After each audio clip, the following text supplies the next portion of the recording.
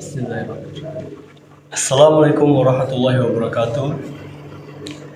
Alhamdulillah rabbil alamin wa bihi nasta'inu ala umuri dunya waddin wassalatu wassalamu ala asrofil anbiya'i wal mursalin wa ala alihi wa sahbihi ajma'in amma ba'd.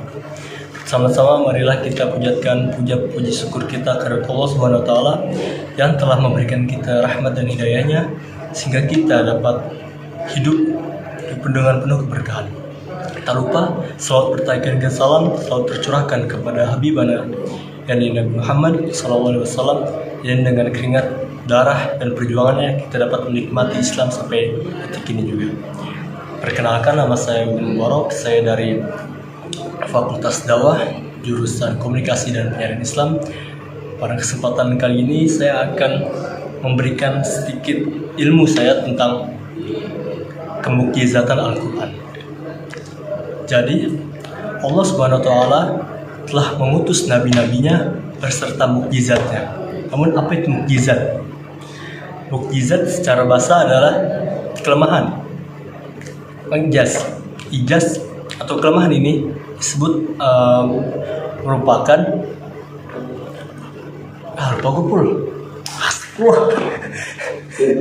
Assalamualaikum warahmatullahi wabarakatuh.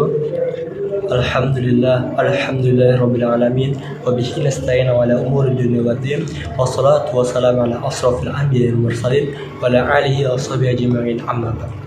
Sama-sama marilah kita pujakan puji syukur kita kepada Allah Subhanahu wa taala yang telah memberikan kita rahmat, hidayah serta ihsannya kepada kita semua sehingga kita dapat hidup dengan penuh keberkahan.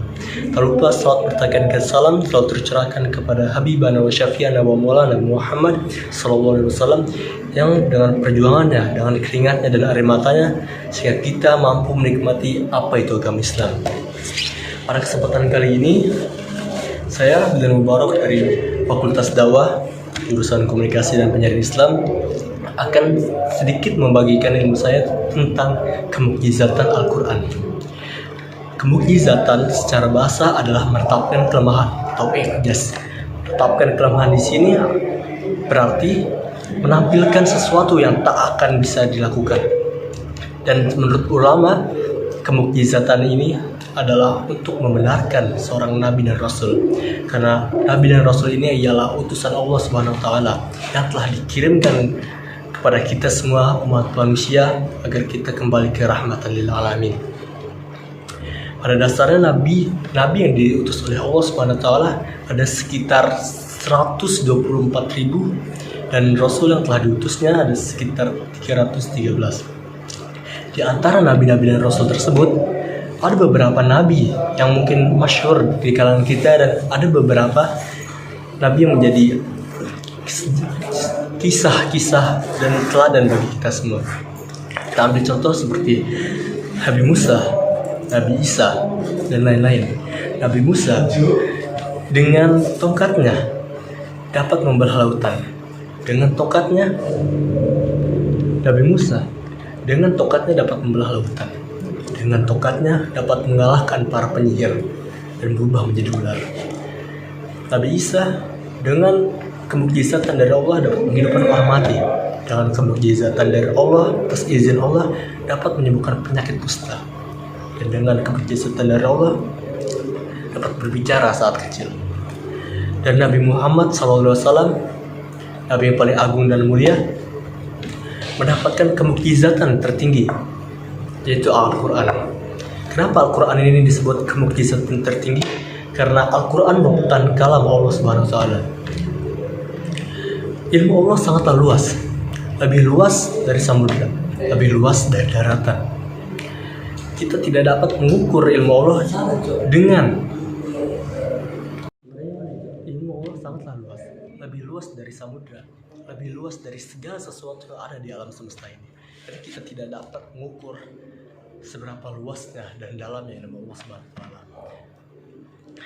Pada setiap nabi, pada setiap zaman telah diutus kemukjizatan. Seperti halnya tadi contoh Nabi Musa, pada zamannya terkenal ilmu sihir. Banyak ahli-ahli sihir dan banyak kemusyrikan di sana. Maka dari itulah dikirimlah Nabi Musa pada zaman Firaun itu dengan datangnya Nabi Musa, dia dapat mengalahkan sihir-sihir. Dan pada zaman Nabi Muhammad terdapat syair-syair yang sangat indah. Maka dari itu dijadikanlah Al-Quran sebagai mukjizat. Para saintis, para ilmuwan telah membuktikan bahwa Al-Quran akurat 100%. Tidak ada yang namanya kedustaan dalam kitab ini. Karena Allah sendiri telah berfirman dalam surat Al-Baqarah ayat 2 yang berbunyi, A'udzubillahi minasyaitonirrajim, bismillahirrahmanirrahim, dzalikal kitabu la raiba fihi hudal lil muttaqin. Yang artinya ini adalah kitab yang tidak ada keraguan di dalamnya, petunjuk bagi orang-orang yang bertakwa. Sama halnya seperti cahaya. Selalu saat ada cahaya pasti ada kegelapan, pasti ada bayangan. Dan begitulah hanya kebenaran. Saat ada kebenaran pasti ada kedustaan. Pada zaman Nabi Muhammad pernah dicela bahwa kitabnya ini berasal dari Alkitab.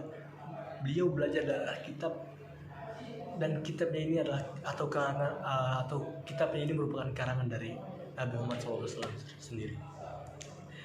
Di dalam Al-Quran telah banyak Allah Subhanahu wa Ta'ala menantang kepada siapa saja yang merasa mampu dan merasa yakin bahwa bisa menandingi Al-Quran ini. Di dalam surat Al-Ahzab disebutkan Allah menantang siapa saja yang dapat menyusun Al-Quran dengan uslubnya. Dan dalam surat-surat yang lain, dalam surat Al-Baqarah pun disebutkan Allah menantang dengan satu surat saja. Jika seseorang dapat menyamai surat tersebut, maka itulah jawabannya. Salahnya dalam menyampaikan kebaikan, Nabi Muhammad tidak pernah sekalipun menyerah dalam hidupnya.